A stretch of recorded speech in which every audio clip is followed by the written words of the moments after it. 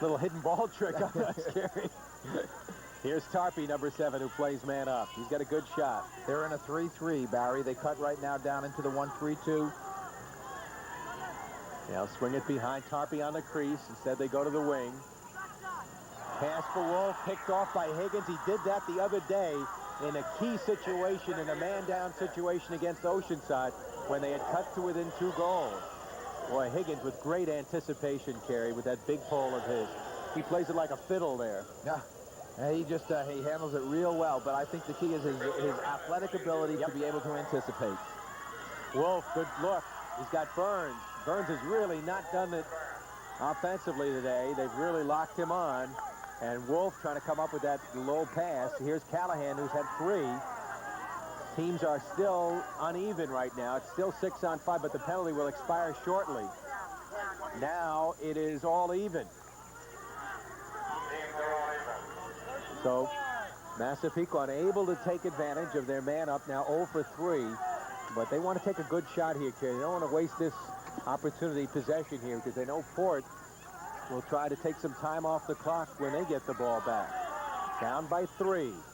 Now you'll notice, Barry, Port is not playing as tight up top as they had been earlier on. They're playing a little bit softer. O'Connor. Left-handed shot. Scores! Chris O'Connor rolling left. And the all-conference football player, known as the defensive player, comes up with a goal. That's only his 7th goal of the year.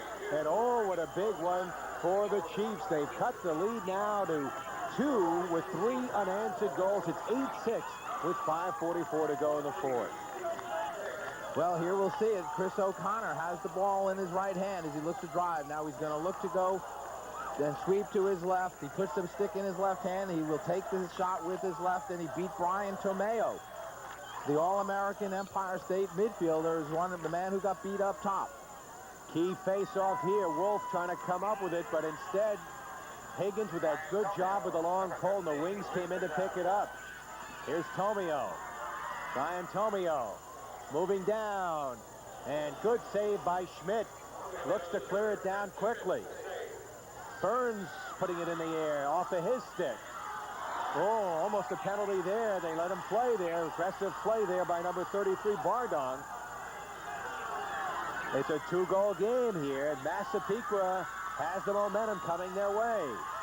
They've got possession now. Last county championships for Massapequa was 1974, when Pat Oleziak was the coach. They trail by 2. They trail by as many as 5 here. O'Connor going left. Zwerline hustling back, and let's see who they're going to give the ball to. They had 2 men back. Licton also back there, and Zwerline. They beat Hartung to the end line. And so now Port Washington will get the ball here with 4:43 to go here in the 4th quarter, and they lead by 2.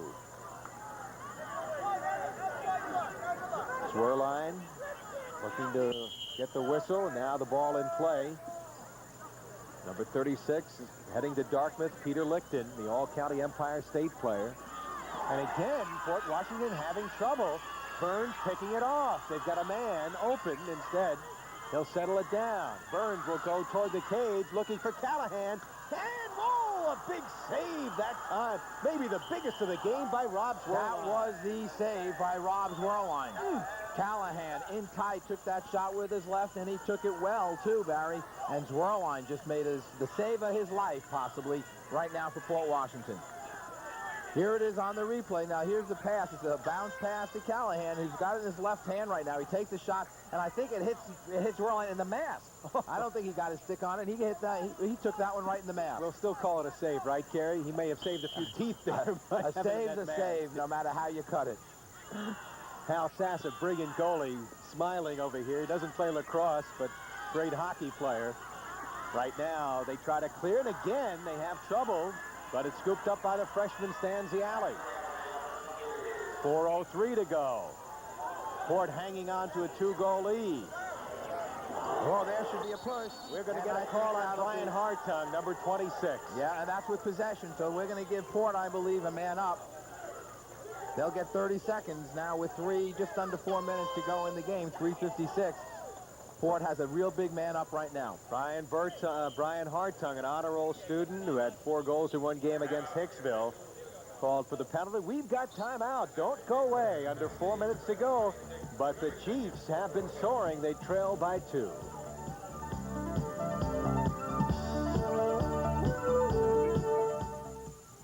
Challenging, competitive, cosmopolitan, a co-educational experience like no other. Adelphi University. Drawing upon a century of academic experience, Adelphi concentrates on a higher education that stresses the fundamentals of liberal learning. At Adelphi, we'll help you to develop new interests and establish your focus in life. It's a commitment to intellect, a commitment to you. That's the Adelphi commitment. And the Adelphi commitment, and we are committed to bringing you some good lacrosse. Port Washington leading by 2, but it's been a struggle, Kerry, after leading at the half 6-1. It certainly has been a struggle, Barry, and the struggle has been because the Massapequa is playing with a lot more intensity in the second half, and they're really creating a lot of problems by riding very hard. Right now, Port Washington is having difficulty clearing the ball, and that's because I think you have to give credit right now to the Massapequa attackmen because they're doing a fine job on the rides. Well, a big penalty. And let's see what happens here. Massapequa with an opportunity to get back in this game. Part of the crowd here at Hofstra. Winner of this game will play Ward Melville, Suffolk County champion once again. They dominated the 80s, and they start off the 90s with another county championship. No surprise. I know we're looking forward to seeing Todd Sauerbrunn and Horton and the rest of that great Ward Melville team. Right now, let's concentrate here.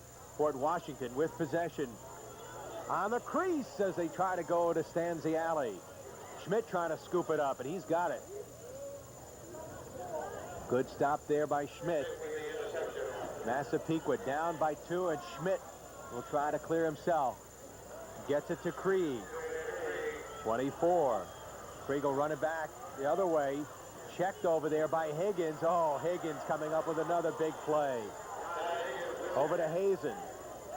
Hazen to Stanziali. Higgins heads off and is replaced by Tomio. What an asset Todd Higgins is, Kerry. He just is so much, he's all around the ball when it's in play. It certainly is. And look at Massapequa right now pressuring the ball, Barry. This is what's been the key to their success in the whole second half. Darren Gallagher with 2:59 to go. Offside's going to be called right now. We have a late flag coming down here. Too many men down in the field. Massapequa will be offside. They have 7 men down there. Well, that's one way to get the ball. Number 5 came running down onto the end of the field, and that was Tommy Reedman, a defensive midi. Now they stop play, and there's the call made. Boy, that'll really kill you. A mental mistake like that with 2:46 to go, you're down by 2. Something you don't need, obviously. You're absolutely correct. And again, we'll see what Port does with their man up. Now, the last man up, they try to force the ball into the crease to Stanziali. Now, you know, Henry Stanziali stands of 5'7". He's 145. Getting him on the crease is going to be real tough, and for him to get off that shot, you know, with that kind of a stature. I would think that they're going to look to try and take more time off the clock and get a better opportunity. All right, now they'll move Asness behind the cage. Here's Stanziali on the wing. Asness has had a great game.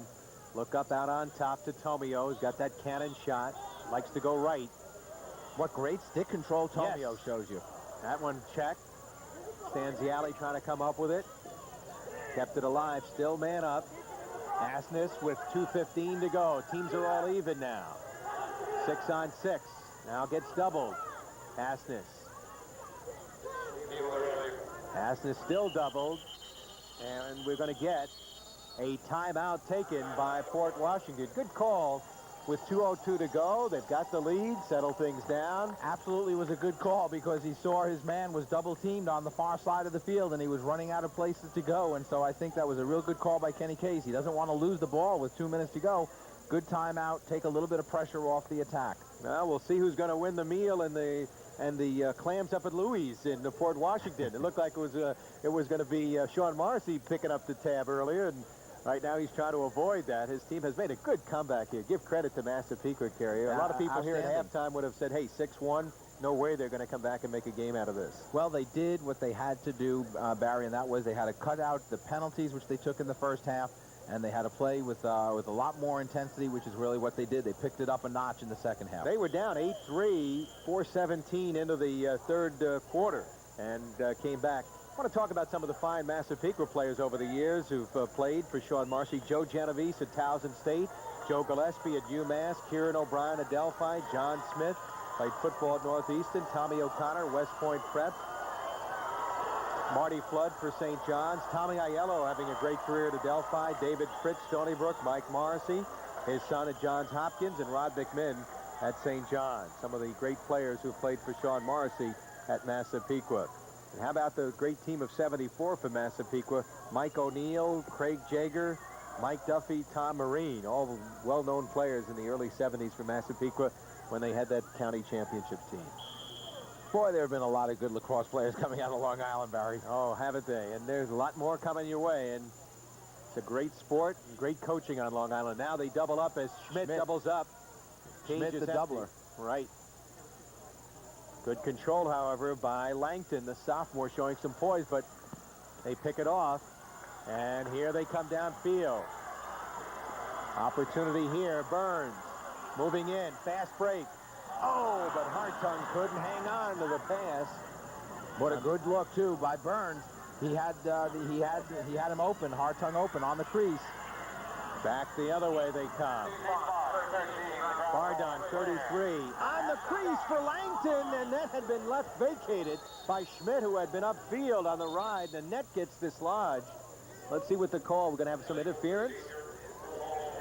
Well, yes, when they illegal procedure. Right, so the ball be turned over to Port. That was a heads-up play by the Vikings. As we catch this again on the replay, they had the open cage coming down, and Port Washington looking to take advantage of the open net. Bardon, 33, saw it. Schmidt got caught there, and making the play back there was number 27 defensively, Brett Craven.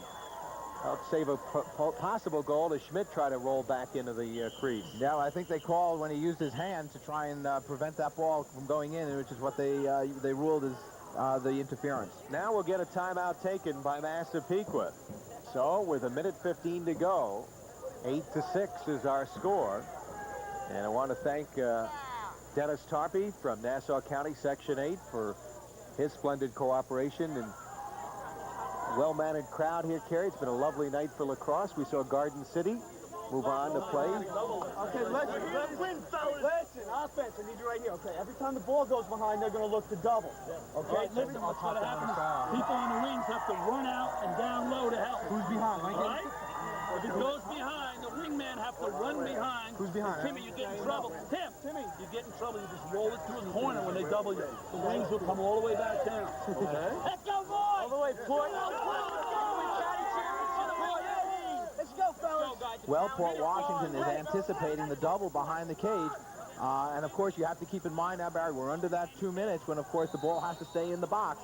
So they know they can't come out of the box area. That is, Massapequa knows they can't come out of the box area with the ball. So they're going to look to double according to Kenny Case.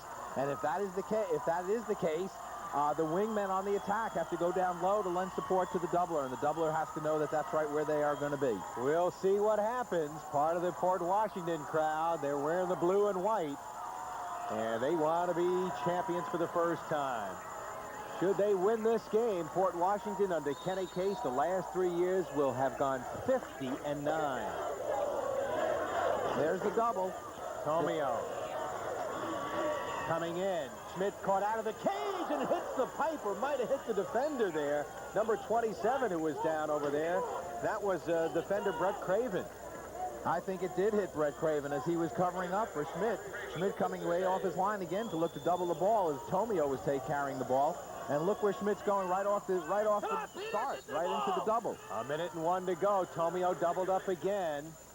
Breaks free. He's in and misses. But they have a backer. And as the ball rolls out of bounds, the clock stops with 51 seconds left. And it'll still be Port Washington ball. So it'll take a miracle right here. They've got to get possession. They've got to gamble.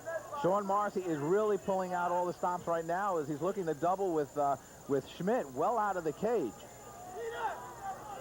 Usually, if you're going to double, you try and play safe. You try and have your goalie play the closest attackman, and you double with another defender. Schmidt trying to cut him off. Ball loose. Schmidt will pick it up. He'll cheap clear. Just trying to get it across midfield, hoping they'll come up with it. Break back. And this one's going to be history, folks. 35 seconds to go. Peter Asness, the youngster heading to Harvard, checked out of his stick. Bernie can't get it. Stanziali's got it. They're counting him down. 25 seconds to go. Moving in. Schmidt with a stop on the shot from in close. Hartung trying to pick it up. 13 seconds to go. It's academic right now, folks. They're up on their feet. Counting him down.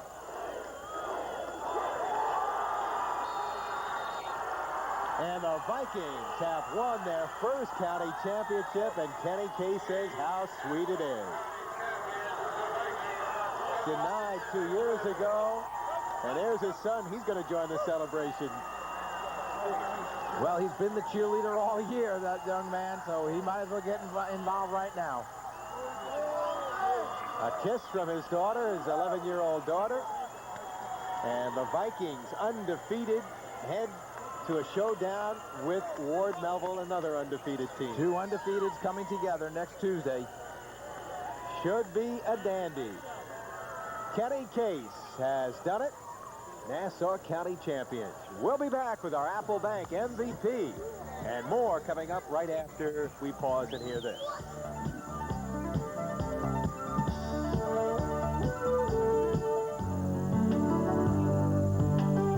It's my pleasure to introduce Tom Gaines, president of the Sag Harbor Savings Bank. Sag Harbor has just joined the Apple Bank family. And this is a great time for both of us, Tom. That's right, Jerry. On behalf of all the Sag Harbor Savings Bank branches, let me say it's great to be part of Apple Bank. Thanks, Tom. And to all our new Sag Harbor customers, we would like to say, welcome to the Apple Bank family. Apple Bank for savings, we're good for you. Challenging, competitive, cosmopolitan, a co-educational experience like no other. Adelphi University. Drawing upon a century of academic experience, Adelphi concentrates on a higher education that stresses the fundamentals of liberal learning. At Adelphi, we'll help you to develop new interests and establish your focus in life. It's a commitment to intellect, a commitment to you. That's the Adelphi commitment. Do you have a brain-injured child? Did everybody tell you it was hopeless? Here at the Institutes for the Achievement of Human Potential, I've watched the parents and the staff make severely brain-injured children well when everyone said it couldn't be done. Want a fighting chance to get your child well? Call the Institutes for the Achievement of Human Potential. At this number, dial 1-800-73-MINELLI. That's 1-800-73-MINNELLI. Or write to this address. Nassau County Class A champs, the Port Washington Vikings, 8-6 over Massapequa. Outstanding player, Apple Bank, is Todd Higgins, and Todd in the first half really rolled away from them. They played a good game in the second half, came at you, but at the end, Nassau County champs. Yeah, we had to do what we had to do, and it was a great team effort. And I'm happy for Port Washington since it has such a great program that it finally won the county championship. Now talk about that county championship. A couple of years ago, they weren't supposed to win and they lost. This time you were supposed to win and you came through. Was that talked about at all before this game? It sure was. Everyone got pumped up and they knew what they had to do. Everyone wanted to win, and we did. Tell me about that hardware there being the outstanding, the most valuable player in this tournament now. It's great. All right, one last question. Ward Melville. We'll beat them. They're next, and we can do it. You can do it? Yeah. Congratulations. Apple Bank outstanding player Todd Higgins of Port Washington. Now let's go over to Carrie and Barry for a final word. Thank you very much, Carl. You know, they're a bright group, those Port Washington youngsters. Great academically. I think 8 students are going to Ivy League colleges, a lot of poise, and they showed that poise late in the game when they held on. Well, the pressure was on them. They had given up some goals early on in the second half, and Massapequa, give them a lot of credit. They came back. They played hard through the second half, but Port Washington showed their poise, and they showed their experience as the pressure wore on in the fourth quarter. Carrie, quickly, Ward Melville, Port Washington, you know the teams, the styles. What do you look for? Well, I look to see this to be a real wide-open game. You've got two outstanding defenses. You've got a team that likes to run in Ward Melville. They're going to pressure. You like Port Washington's going to be a pressuring team. I think this is going to be a really great Long Island championship. All right, so that's the story. Once again, the final score tonight. Port Washington's Vikings 8 and the Chiefs of Massapequa 6. Cablevision's coverage of high school lacrosse continues. Tonight's game, of course, has been brought to you by Apple Bank for Savings. We're good for you. The Long Island Finals, and you'll see this fine Port Washington team taking on a very good Ward Melville team, and of course it'll be Rocky Point and Garden City, and it'll be followed by the New York State semifinals and the New York State championships, all here at Hofstra. Tonight's game has been brought to you by our friends at Apple Bank for Savings, and of course from Adelphi University and 8 Auto Stores. For Kerry Gluck, Carl Roeder, and the rest of our crew, this is Barry Landers saying so long, everybody.